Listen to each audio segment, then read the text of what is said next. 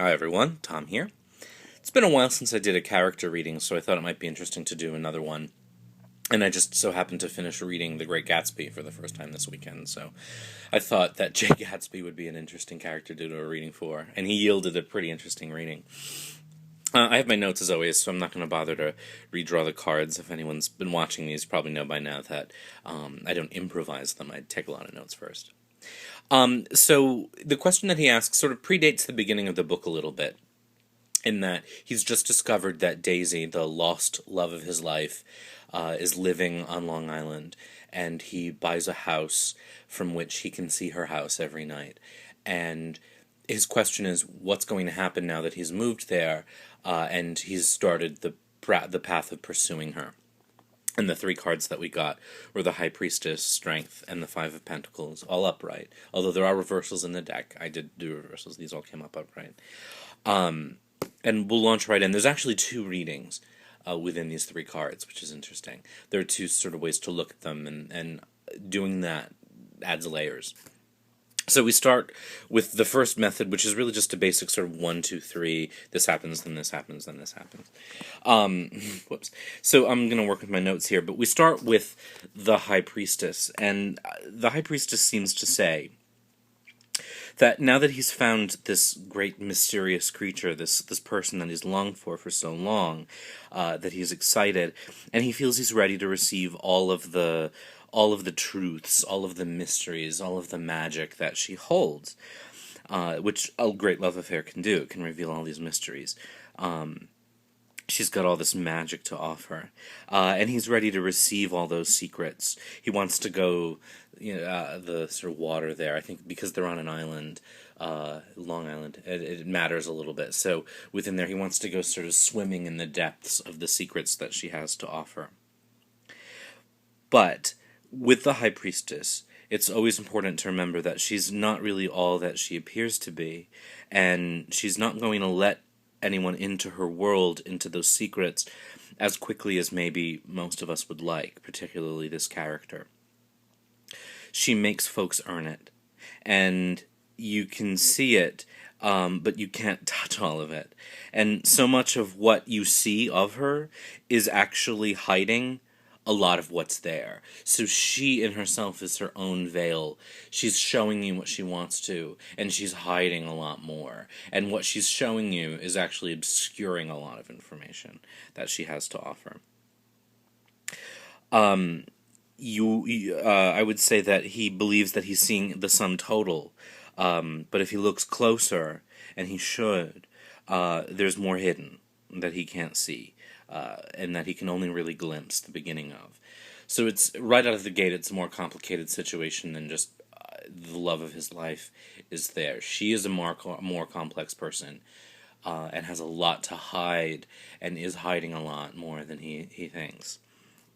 With that said, we move on to Strength now. And I think that this indicates that he is going to pursue this. If he pursues this, he's going to feel very complete, very happy and content. Whenever this is a card that speaks to a relationship between a man and a woman, and this happened in the Dracula reading too, I can't help but see the male as the lion and the woman as the woman, and that the man sort of believes that there's going to be this taming effect on him.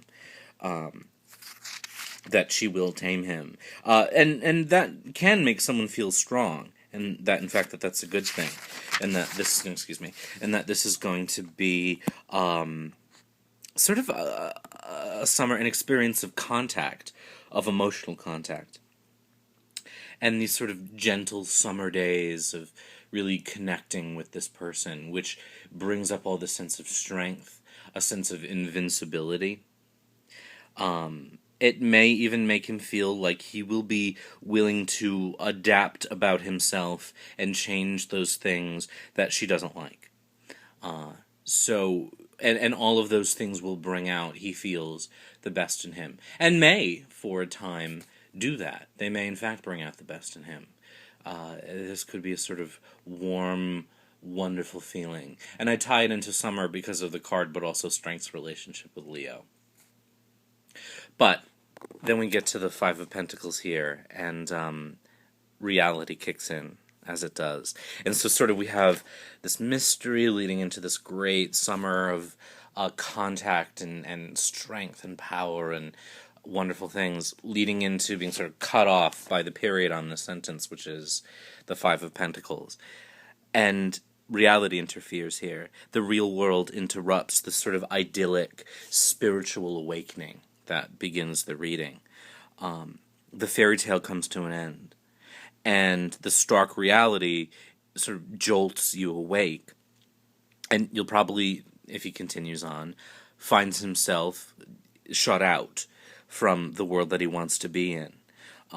He won't be alone, in fact. There'll probably be someone out there who's willing to walk with him, at least to a certain degree, but he's going to wind up on the outside looking in, and he's not going to be able to find his way in, and no one inside is going to is going to help him get in there. So he can wander and feel like there'll be a way in, but there doesn't seem to be, and that's going to make him feel isolated and sort of cold.